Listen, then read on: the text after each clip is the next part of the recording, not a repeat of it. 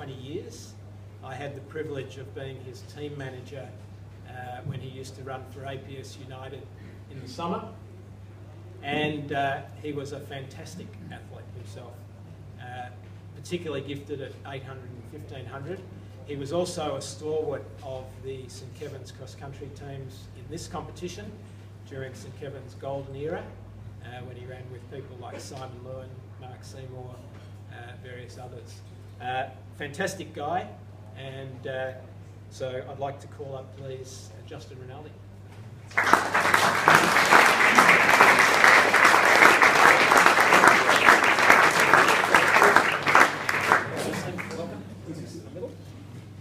The middle, isn't it? That's not the middle of those three. Thank you. And then finally, we have the athlete who has been very prominent in Australian athletic consciousness over the last month or so. This guy, like Luke, came through this very school. He attended St Kevin's from 2003 to 2010. He was captain of athletics in his final year in 2010. He was APS 800 champion 3 times through the age groups, and he was the under-20 Australian champion twice, culminating in an open Australian championship at 800 metres last year. That championship led him to good performances in Europe and selection in the World Championships in Moscow last year, where he performed very well indeed and got to a semi-final. But that really pales in significance in regards to what happened this year. I think most people in the room will be familiar with the story. Alex was selected for the Commonwealth Games in the 800 metres. He went to Europe with Justin to get some pre-games competition, and in the process wound up with an invitation to compete in the Diamond League in Monaco, which of course is the ultimate pinnacle of athletics. It meant that he was running literally with the best 8 or 9 or 10 800 metres runners in the world, including a fellow called David Rudisha, who some of you may have heard of. And the story had a very good conclusion there, with Alex equalling the Australian 800 metre record of Ralph Dubell, which had stood for something like 46 or 47 years, the longest standing track record on the Australian books. For that 100th of a second, he'd hold it on his own, but I don't think he's worried about that. So without further ado, Alex Rowe, where are you?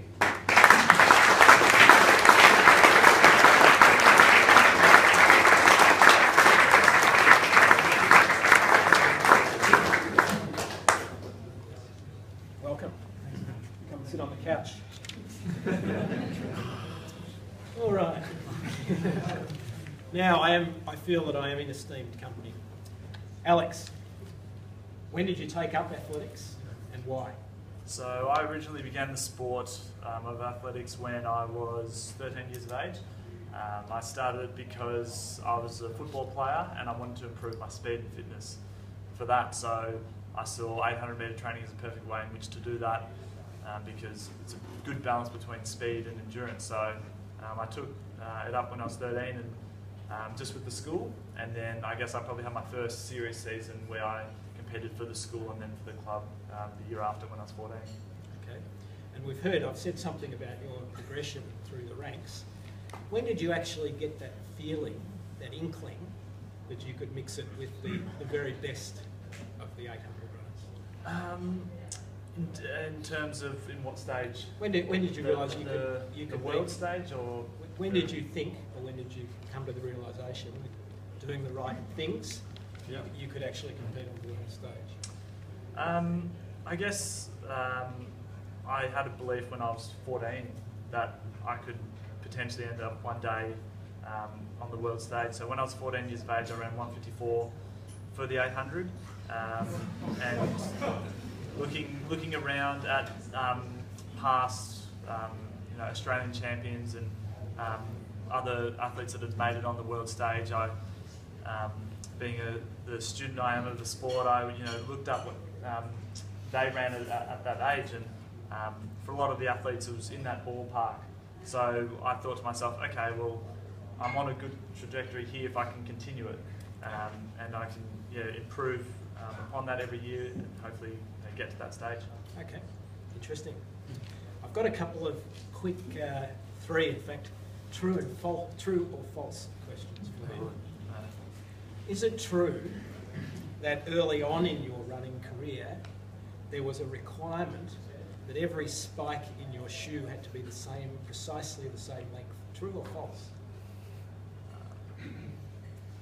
For races, true. For training, false. That'll do. At that same sort of time, was it essential that your socks be pulled up to precisely the same height? True or false? True. And this one's really interesting. Is it true that you adopted an eating technique which required you to switch hands after every mouthful? Not after every mouthful, but we get it. I'm a little bit OCD.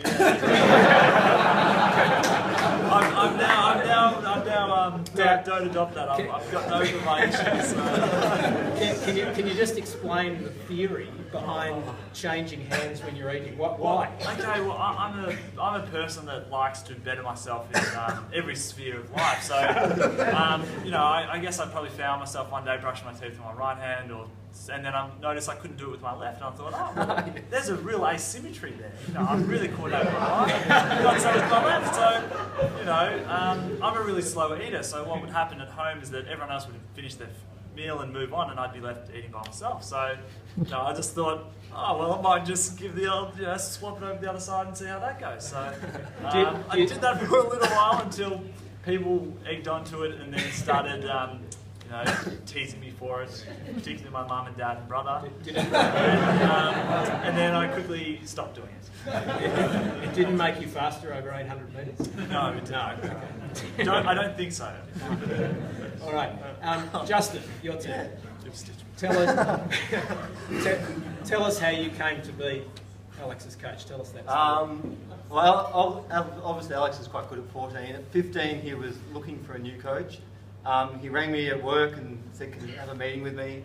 I agreed to it. I hadn't really spoken to Alex before. I think I met him once before at the track at the old Olympic Park. We had a meeting and he basically said to me that he'd like me to coach him, and could I coach him to break the Australian record, which is... And he said that at 15? Yeah, 15 years old. It's like, I hadn't coached anyone. I hadn't even thought about coaching people, so I had to really think about it. But I agreed to coach him and said, let's just do this for 6 months and see how it goes. And I think he improved from 153 to 150 and came second at under-20 nationals as a 15-year-old that year. So it was sort of, this is a good thing. So it's just blossomed since then. All right. And why do you think the partnership works so well? I think we get along really well. I think obviously I like to coach, but I think we're good friends too. So we have a mutual respect for each other. We enjoy hanging out with each other. And Alex believes that I'm the right coach for him, and that everything we do is the right thing. So all those things. We've heard that Liz is coaching Luke. Is there a bit of parenting involved in looking after a young athlete? Oh, I have seen Alex in his underwear, so I guess like all kids. That's a bit creepy. No, Alex has a really bad habit. Is when we're in Europe and there's a bunch of us there, he just walk around, he's brushing his teeth. But with either hand. I haven't seen the dual hand. I've only heard about it. Okay, all right. And sorry, Alex, back to you. Is your father here tonight? No, he isn't. I'm going to ask you a true or false question again. Is there someone in this room who you rang on Father's Day 2011 to wish Happy Father's Day? True. Who would that person be? Travo, Luke Travers. And that's obviously you had a good relationship with Luke at school. I won't say any more about that. No, don't get me wrong, I do love my father. I don't have father issues. It was just as a joke, yeah. And I actually understand your parents were egging you on to make the call. Yeah, that's right. They said, do it. And I said, no, I don't want to call him. And eventually they convinced me, correct. Yeah. All right. Okay, the other side of the coin, why did you choose Justin as your coach? So at the stage, I was coached by a really intelligent man by the name of Peter Winter. And unfortunately, due to a few things that he didn't quite have right in his life, he wasn't, in the right frame of mind to coach. And so Peter was very critical of a lot of other coaches that had been around, and Justin was the only person that he actually spoke highly of, and really highly of, and suggested that he was a really intelligent man that knew a lot about the sport. And because of that, and obviously I thought really highly of Peter Winter and what he had to say, and had a lot of respect for the man, that I respected his opinion, and thought, well, if Peter's not the coach for me, well then perhaps I should contact Justin, because he'd spoken so highly of him, and speaking to other people within athletics as well that's spoken so highly of Justin as well. So it was just through word of mouth. And as I said, I met Justin once at the track, and I also did meet you for a second time before that. There was a Some St. Kevin's dinner on at the Hawthorn pub.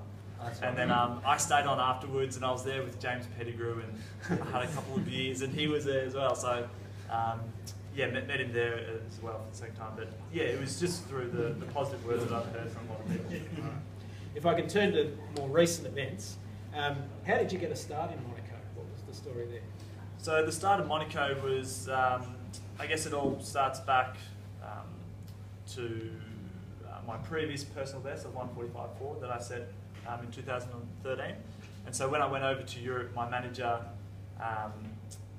put me forward for all the Diamond League races. And so he was doing that just in the hope that something would happen. And so after every race that I ran, he would message and update my profile on to the selector.